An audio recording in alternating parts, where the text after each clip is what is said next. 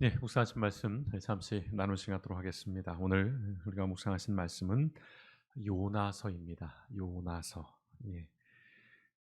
아마 뭐 익숙한 그런 말씀 또는 이름일 것입니다. 요나. 예. 물고기 뭐 뱃속에서 뭐 3일 동안 뭐 이런 이야기들. 그래서 좀 요나서는 좀 동화 같은 그런 말씀입니다. 아이들을 위한 옛날 이야기 같은 그런 말씀인데 뭐 사장으로 구성되어 있고요. 이야기도 그 자체로 매우 흥미롭다 보니까 쉽게 읽혀질 수 있는 그런 말씀입니다마는, 그러나 이 동화 같은 말씀인 요나서가 담고 있는 그 주제는 결코 그리 낭만적이지는 않습니다. 자, 우선 요나서를 조금 살펴보면은요, 다른 선지서, 다른 예언서들과는 좀 다른 구별되는 특징들이 있습니다. 첫째로 이스라엘에 대한 예언이 없어요. 선지서잖아요. 예언서면 하나님의 말씀을 받고 그 하나님의 말씀을 북왕국이든 남왕국이든 전해야 되는데 그게 없다는 것이에요. 예컨대 너희가 이런저런 범죄를 저질렀고 그래서 너희에게 이런저런 하나님의 심판이 임할 거야라고 하는 이른바 신탁, 하나님의 그 말씀이 없습니다. 이스라엘을 향한. 예. 둘째는 메시지보다는 전달자에 대한 이야기예요. 예. 보통의 선지서, 예언서는 하나님의 말씀, 예, 메시지가 중심이 되는데 여기는 그 메시지보다는 그 메시지를 전달해야 하는 선지자, 즉 요나에 관한 그런 말씀인 것입니다. 그리고 세 번째 특징은 질문으로 끝이 나요. 예, 다른 선지서들이 앞에 그들의 범죄에 대해서 고발하고 그리고 하나님의 심판에 대한 얘기를 하다가 그리고 마무리에는 거의 대부분 그 하나님의 어떤 용서 또 은혜를 말씀하면서 회복에 대한 그런 소망의 말씀으로 마무리가 되는데, 이 요나서는 우리가 잘 아는 것처럼 질문하는 것으로 갑자기 끝나버려요. 예.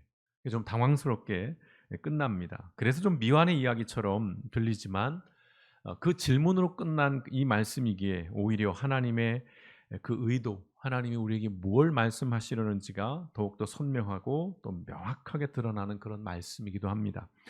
자, 요나서는 이렇게 시작을 합니다. 1절 말씀, 여호와의 말씀이 아미떼의 아들 요나에게 임하니라는 말씀으로 시작을 합니다. 자, 여기에 이제 각의 정보가 있습니다. 요나의 아버지가 누굽니까? 아미떼라고 하는 인물로 나와요. 이 아미떼의 뜻은 뭐냐면 진리라는 뜻입니다. 그러니까 요나는 진리의 아들이라고 하는 그런 좋은 이름을 또 갖고 있는데, 그러나 그 이름 자체로 본다면, 요나라고 하는 이름 자체로 본다면 이건 히브리어로 비둘기를 의미합니다. 큰 의미, 요나 자체에는 큰 의미가 없어요. 그리고 유대의 전승, 유대의 전통에 따르면 이 요나라고 하는 이 인물은 열왕기에 등장하는 엘리야가 죽음에서 살린 사르밧 과부라고 있는 그 여인의 아들로 그렇게 추정을 합니다. 예, 뭐 이것은 어, 고증된 것은 아닌데 유대 전통, 유대의 전승이에요. 요나가 누굴까? 사르밧 과부 아들 죽었는데 이 엘리야가 살려주거든요. 그 아들이 요나가 아닐까라고 그렇게 추정을 합니다. 자, 요나에게 하나님의 말씀이 임해요. 들려지는데 그게 뭐냐면 2절에 보시면 너는 저 큰 니느웨 성으로 가서 그 성이 멸망할 것이라고 외쳐라. 그곳 주민들의 죄악이 하늘에까지 사무쳤다라고 하는 하나님의 말씀이 옵니다. 하나님의 명령인 것이죠. 자, 여기서 니느웨 성이 등장을 합니다. 이 니느웨 성은 아수르 제국의 수도입니다. 당시 이 아수르라고 하는 나라는 거대한 제국이었는데 악의 대명사입니다. 예. 물론 모든 나라들이 다 뭐 선악이라는 개념들이 있습니다마는 이 아수르는 역사적으로도 보면 굉장히 잔인해요. 특별히 이민족에 대해서, 다른 나라 사람들에 대해서 매우 잔인하고 아주 악독한 그런 사람들이었습니다. 예컨대 사람의 살아있는 배를 가른 후에 거기에 고양이를 집어넣고 꼬매는 거예요. 예. 그러니까 이 사람들이 이런 것들을 게임처럼 또는 보고 즐기는 것으로 여겼던, 그래서 그 기록들을 보면 차마 입에 담을 수 없을 만큼의 그런 잔인한 그런 어떤 고문이나 그런 살해의 이야기들이 많이 등장하는데요. 특별히 이 아수르는 이스라엘에게는 원수죠, 원수. 예. 끊임없이 괴롭히고 침략하고 수탈했던, 그러니까 이름하여 불구대천의 원수지간인 것입니다. 그러한 아수르 사람들에게 하나님의 심판을 선포하라고 하는 명령을 받습니다. 그러니까 이스라엘에 대한 신탁이 아니에요. 이방 나라, 그것도 아주 악한, 그것도 이스라엘 입장에서는 원수지간인 그 나라에 가서 하나님의 심판을 선포하라고 하는 그 명령을 받습니다. 자, 우리가 아시는 것처럼 명령을 받은 요나가 기이한 행보를 보이죠. 자, 거리상으로 800km에 있는 동쪽 니느웨가 아니라 무려 3,200km나 떨어진 서쪽 다시스로 도망합니다. 다시스는 스페인이에요. 오늘의 지역에서는. 당대 어떤 세계관에서 이 스페인은 거의 세계의 끝, 지구 끝까지 간 거예요. 그러니까 요나는 지구 끝까지 도망가 버립니다. 포악한 니느웨 사람들에게 가서 내가 심판을 전하면 나도 붙잡혀서 잔인하게 살해당할 거야. 그런 공포나 그런 두려움이 아니었어요. 무서움 같은 것이 아니었습니다. 이유가 뭐였습니까? 싫었어요. 싫었습니다. 그냥 짜증난 거예요. 그 이유가 뭐냐면 요나는 누구보다도 하나님이 어떤 분인지에 대해서 잘 알고 있던 사람이에요. 하나님의 그 말씀을 듣고 니느웨 사람들이 만에 하나, 그럴 일은 없겠지만 회개한다면 하나님께서는 반드시 그들에게도 자비와 긍휼을 베풀어 주실 것을 요나는 알고 있었어요. 그래서 싫었던 겁니다. 저 나쁜 놈들, 저 죽어도 시원찮을 놈들이 혹시라도 만에 하나라도 내가 선포한 그 말씀으로 저들이 회개를 해서 용서를 받는다? 상상하기도 싫은 거예요. 끔찍한 겁니다. 근데 어떤 일이 벌어졌죠? 결과적으로 니느웨 사람들이요, 그 악한 사람들이 왕으로부터 시작해서 심지어는 소, 가축에게까지 그 300 굵은 베옷을 입혀서 회개하는 일이 실제로 벌어집니다. 이게 요나서에 등장하는 여러 가지의 역설 가운데 하나입니다. 오늘 다 말씀 못 드리겠지만 그 배 선원들은 하나님을 모르는 사람들이에요. 그런데 요나보다도 훨씬 더 하나님을 잘 믿는 사람들처럼 그렇게 하나님에 대해 생각하고 행동합니다. 반면 요나는 철저하게 배 밑으로 들어가서 하나님으로부터 숨어버리는 그러한 모습들, 굉장히 역설적인 것들이 이 요나서에 등장을 해요. 그것들이 또 재밌기도 합니다. 이 이상한 일이 벌어진 거예요. 그들이 회개를 합니다. 그럴 리가 없는 사람들인데, 그런데 그들이 회개하자 어떤 일이 또 벌어집니까? 회개한 그들에게 하나님께서 그들을 심판하시겠다, 그들에게 재앙을 내리겠다라고 하는 그 뜻을 돌이키십니다.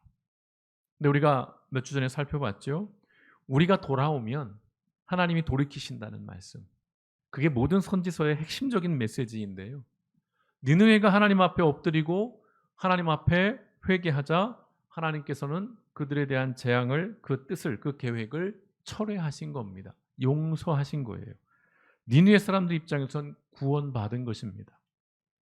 오늘 묵상하신 이 4장 말씀은 그러한 현실을 바라보면서 요나가 보인 반응을 또다시 담고 있는데 4장 1절을 보시면 명확하죠. 요나가 매우 싫어하고 성내며. 한번 생각해 보면 얼마나 짜증나겠어요. 얼마나 화가 나겠습니까? 그래서 이렇게 기도를 해요. 2절 상반절에 보시면 여호와여, 내가 고국에 있을 때에 주께서 이렇게 하실 것이라고 내가 말하지 않았습니까? 그래서 내가 급히 다시스로 도망했습니다 라고 얘기하는 거예요. 이 기도를 하기보다는 좀 분풀이에요. 하나님 앞에서 막 짜증을 내는 겁니다. 보십시오, 내가 뭐라고 말했어요. 하나님 그렇게 하실 거라고 그렇게 내가 말하지 않았습니까? 그래서 내가 안 간 거예요. 그래서 내가 도망간 겁니다. 내가 다시스로 간 겁니다. 막 하나님 앞에서 그 하나님의 행하신 일 때문에 몹시 지금 짜증을 내고 화를 내고 있는 것입니다. 그런데요, 여기도 또 역설이 있는 거예요. 요나가 이렇게 막 짜증을 내고 화를 내는 것은 하나님에 대해서 몰라서 그런 게 아니에요. 오히려 하나님의 성품이 어떤지를 너무나도 잘 알고 있기 때문에 그런 것입니다. 2절 하반절에 보시면 나는 주께서 은혜롭고 자비로우시며 쉽게 노하지 않으시고 언제나 사랑이 풍성하셔서 뜻을 돌이키시고 재앙을 내리지 않으시는 하나님인 것을 알았습니다 라고 이야기를 하잖아요. 아주 정확하게 알고 있습니다. 아주 제대로 알고 있어요. 물론 문제는 그게 머리에만 머물러 있다는 것이죠. 지식적으로는 아주 명확하게 하나님이 어떤 분인지에 대한 그런 이해, 그런 믿음, 확신, 확고했어요. 요나는 이런 하나님의 성품과 속성이 죽을 만큼 싫었던 거예요. 정말 죽을 만큼 싫었던 겁니다. 그러니까 풍랑이 일었어요. 그래서 제비를 뽑았고, 야, 이게 무슨 일인가? 당시 사회에서는 풍랑이라는 것은 신의 분노예요. 노여움이에요. 우리가 뭔가 부정탄 짓을 했는가? 그러니까 배 밑에 자고 있던 요나가 이제 제비 뽑기로 당첨되고, 요나는 알았죠. 이 풍랑의 이유가 뭔지. 날 바다에 던지라고 얘기를 해요. 살신성인의 마음이 아니에요. 그만큼 싫은 거예요. 자기가 죽으면 죽었지 하나님의 이 명령, 이 말씀을 내가 순종 못하겠다라는 거예요. 그래서 선을 넘어버립니다. 3절에 보시면 여호와여 이제 내 생명을 거두어 가소서. 사는 것보다 차라리 죽는 편이 낫겠습니다. 자식이요. 부모 앞에서 그러는 거예요. 아버지, 어머니 나 좀 죽여주세요. 내 사는 것보다 죽는 게 낫겠어요. 그런 자식 보면 어떤 마음이 드실까요? 귓방맹이를 한 대 쳐야죠. 부모 앞에서 죽는 얘기를 하는 거예요. 생명을 주신 분이 하나님이신데 그 하나님 앞에서 지금 요나가 항변을 하고 있는 것입니다. 내 생명 거두어달라. 나 죽고 싶다. 나 죽어버리고 싶다. 얼마나 하나님께서 행하신 일이 정말 그렇게 싫었으면 이런 말을 할까요? 정말 동의할 수 없는 거예요. 인정할 수 없는 겁니다. 용납할 수 없는 것입니다. 요나 입장에서. 그래서 이 죽여달라고 하는 이른바 폐륜적인 악다구니를 쓰는 거예요. 그러자 하나님께서 이제 첫 번째 질문을 하셔요. 요나에게. 그게 4절입니다. 여호와께서 이르시되 내가 성내는 것이 옳으냐? 라고 질문을 하십니다. 내가 성내는 것이 옳으냐? 하나님께서 지금 요나의 그 말, 그 행동에 대해서 아주 명확하게 그것은 옳고 그름의 문제라는 것으로 접근하는 거예요. 네가 지금 성내는 것이 옳은 일이냐, 그른 일이냐라고 얘기하는 거예요. 여러분 계속 말씀드리겠습니다. 감정의 문제를 얘기하고 있지 않아요. 옳고 그름에 대한 이야기를 하고 있는 것입니다. 그리고 이것은 또 하나 권리의 문제이기도 한 거예요. 네가 성내는 것이 옳으냐? 옳으냐라는 그 말씀 속에는 그것이 너의 정당한 권리라고 생각하느냐라고 묻는 거예요. 네가 보이는 그 태도, 네가 한 행동, 네가 한 말이 정당한 권리인가라고 물으시는 거예요. 이제 6절부터 우리가 묵상하진 않았습니다만 6절부터 이제 등장하는 이야기가 박농쿨이 등장하죠. 이제 짜증이 나서 그 사막에 가서 이제 지켜봐요. 이 니느웨가 어떻게 될지. 근데 막 너무 뜨겁잖아요. 근데 하나님께서 이제 박농쿨을 자라게 하셔요. 하룻밤 만에. 그래서 그늘을 줍니다. 그러니까 좋아해요. 근데 하룻밤 만에 벌레로 하여금 다 먹게 해서 그걸 박농쿨을 없애버려요. 그러니까 다시 햇빛이 막 비쳐요.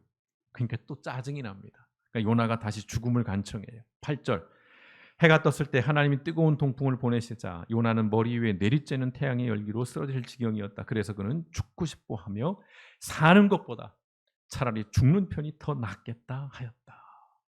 또 짜증이 나는 거예요. 자, 요나의 모습을 여러분 한번 묵상해 보십시오. 지금 요나가 계속 보이고 있는 모습들. 철저하게 자기중심적이에요. 그리고 철저하게 감정적입니다. 자기 기분. 그리고 모든 판단의 기준에 자기가 있어요.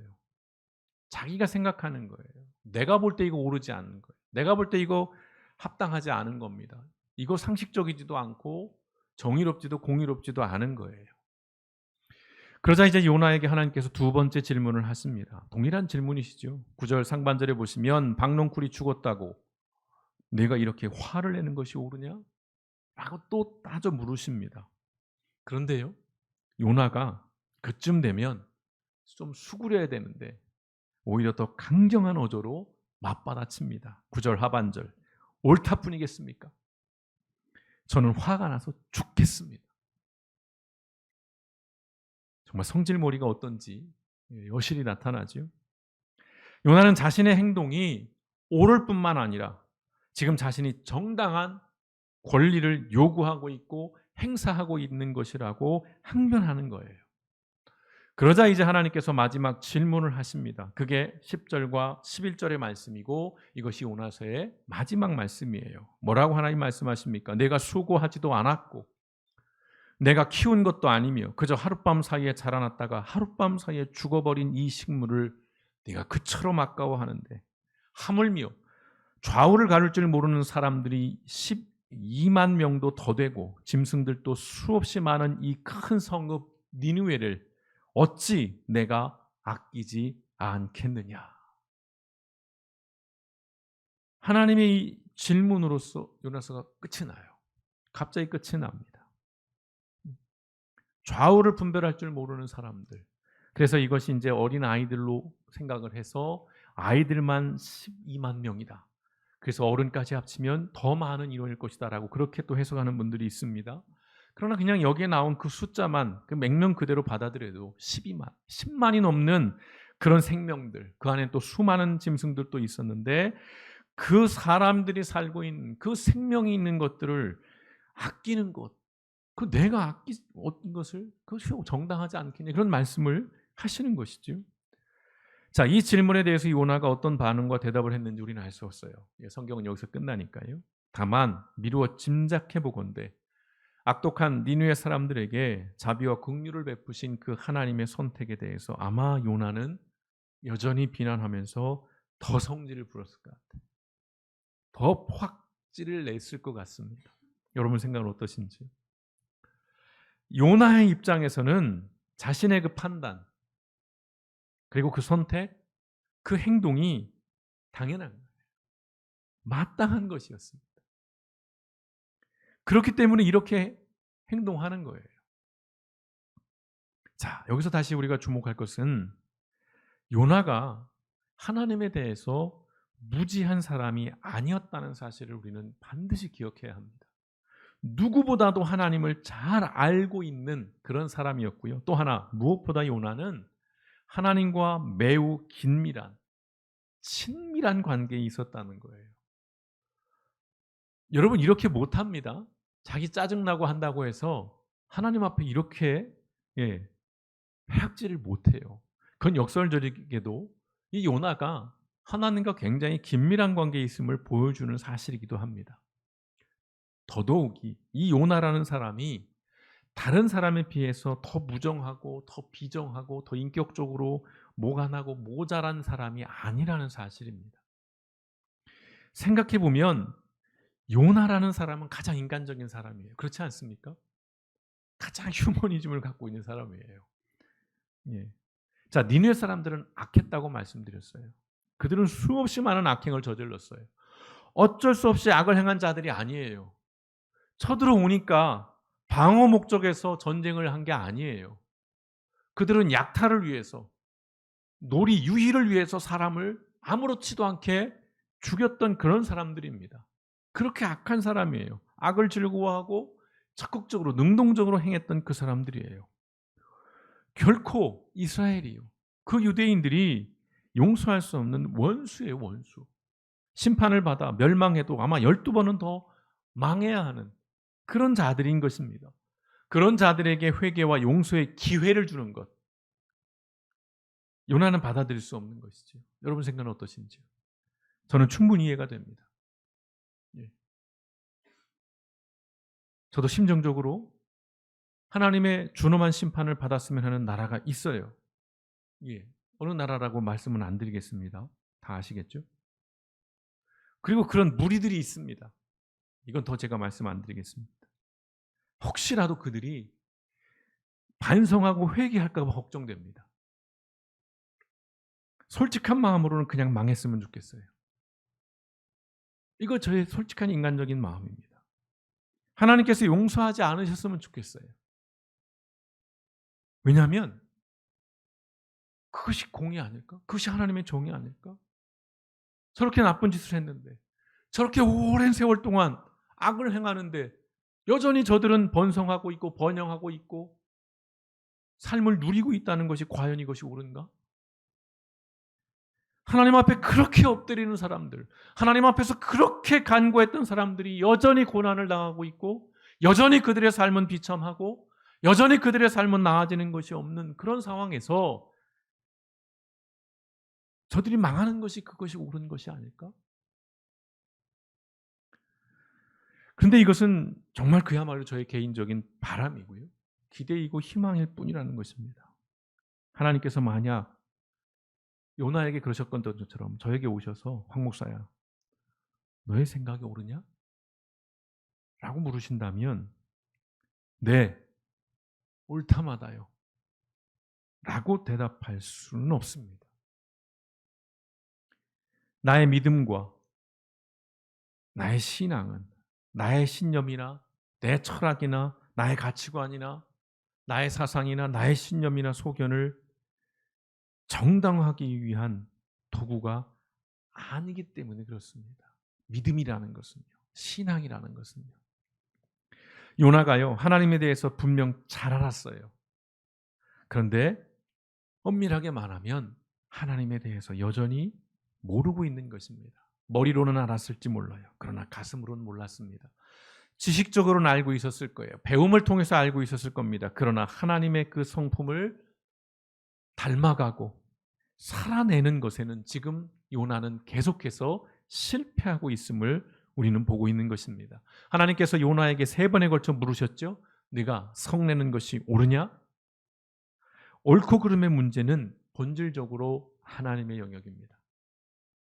우리가 인정할 수 없다 할지라도 그 옳고 그름을 가름하시는 분은 하나님이십니다. 그것이 하나님의 주권입니다. 내 기분이 나쁘다고, 내 생각에 맞지 않다고, 내 마음이 불편하다고 해서, 나에게 불이익을 준다고 해서 옳은 것이 그른 것이 되고 그른 것이 옳은 것이 되어서는 안 된다는 것입니다. 그러나 문제는 오늘 지금 우리가 살고 있는 지금 우리의 현실, 이 세상은 그런 세상이라는 것이죠. 우리는 그런 세상에 살고 있다는 것입니다.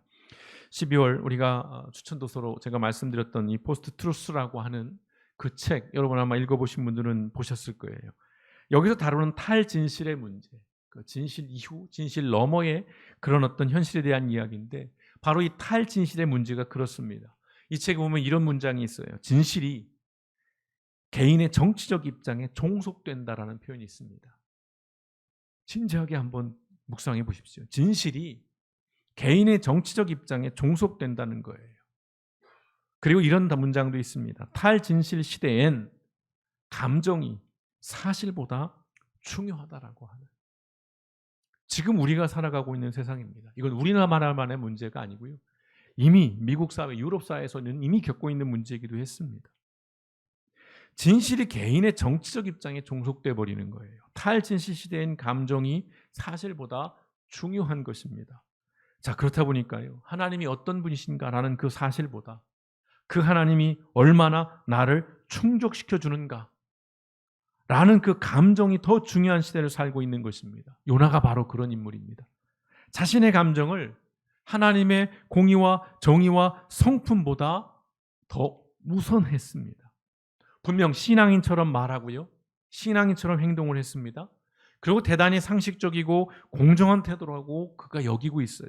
하지만 그 이면을 하나 거풀을 벗겨보면 자신의 신념을 관철시키기 위한 또는 그 자신의 감정에만 충실하고 있는 불신앙을 보여주는 것입니다. 하나님을 정말 많이 알고 있고 잘 알지만 실제 요나는 불신자와 다를 바가 없는 사람이었다는 것입니다. 무서운 말씀이에요. 얼마 전 교수신문에서 올해의 사자성어를 발표했습니다. 해마다 발표를 하고 저도 해마다 꼼꼼히 좀 보는 편입니다. 여러분도 아마 뉴스를 통해서 보셨을 거예요. 올해의 사자성어는 견리망의라고 하는 것입니다. 이로움을 보자 의로움을 잇다. 제가 탄성이 나왔어요. 너무나도 우리 사회를 압축해 놓은 이 한 문장. 이로움을 보자 의로움을 잇다라고 하는 이것. 옳고 그름과 사실과 거짓의 문제가 이익으로 결정되는 세상이라는 겁니다. 정말 무서운 세상입니다, 여러분. 힘 있는 사람에겐 정말 좋은 세상이에요. 그러나 힘없는 사람들에게는 무시무시한 세상입니다. 뼈아픈 점이 뭐냐면 우리의 교회가 지금 그 중심에 서 있다는 현실이에요.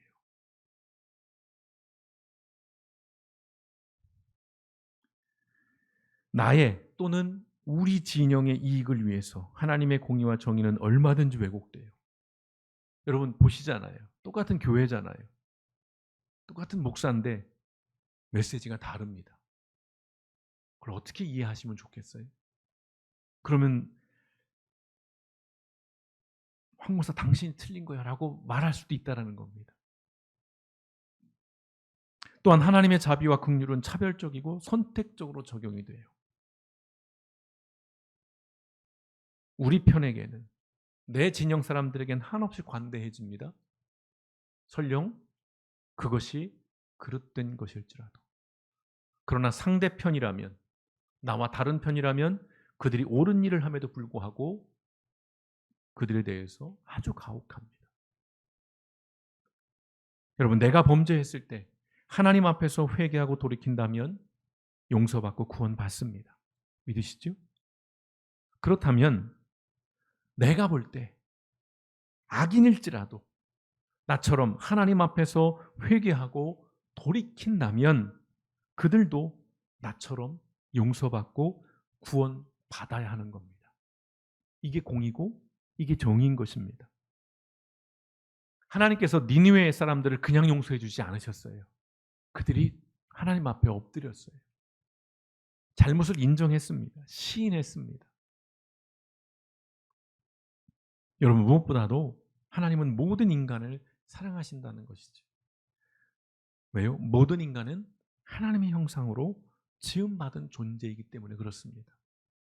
우리 편만, 우리나라 사람들만, 우리 교회 사람들만 하나님의 형상을 갖고 있는 게 아니라 우리가 볼 때 도저히 용서가 안 되고 도저히 함께 할 수 없는 저들 또는 그놈들조차 하나님의 형상을 갖고 있다는 그 사실을 우리는 부인할 수는 없다는 것입니다. 이건 불변의 진리예요. 세상에 용서받을 수 없는 사람은 없습니다. 하나님의 관점에서요. 자비와 그 하나님의 자비와 긍휼이 금지되어야 할 사람도 단 한 사람도 없습니다. 하나님의 관점에서. 하나님 앞에 선다면 모든 사람은 기회가 있는 것입니다. 하나님의 눈으로 그래서 우리는 세상을 봐야 한다는 것이죠. 끊임없이요. 내 눈으로 바라보는 것이 아니라 하나님의 마음으로 사람을 봐야 한다는 것입니다. 내 감정으로, 내 생각으로 사람을 보아서는 안 된다는 것이죠. 오늘 하나님께서 요나에게 그리고 오늘을 살아가는 우리에게 하시고자 하는 말씀은 이것이에요. 오늘 이 한 문장만 여러분 기억하고 가십시오. 너의 불편함이 불의가 아니다. 요나서는 이걸 말씀하고자 하는 거예요. 내가 불편하니까, 내가 싫으니까, 야 저건 잘못된 거야. 저건 공정하지 못해. 저건 합당하지 못해. 그 기준이 뭐예요? 나의 불편함이에요. 내가 싫은 거예요. 요나처럼. 내가 기분이 나쁜 겁니다. 요나처럼. 여러분, 감정이 진리를 결정하지 않습니다. 하나님께서 오늘 그래서 우리에게 다시 물으시는 거예요. 너의 생각이, 너의 판단이, 너의 행동이 정말 옳으냐? 이 물으심에 이제는 우리가 대답할 차례예요. 하나님께서 요나에게 물음으로써 요나서가 마무리됐는데 이 질문은 오늘 우리에게 하시는 하나님의 물음인 것입니다. 이제는 우리는 대답해야 합니다. 내가 성내는 것이 옳으냐? 내가 이들을 어찌 아끼지 않겠느냐? 라고 하는 그 말씀에 오늘 우리의 대답이 어떤 것인지.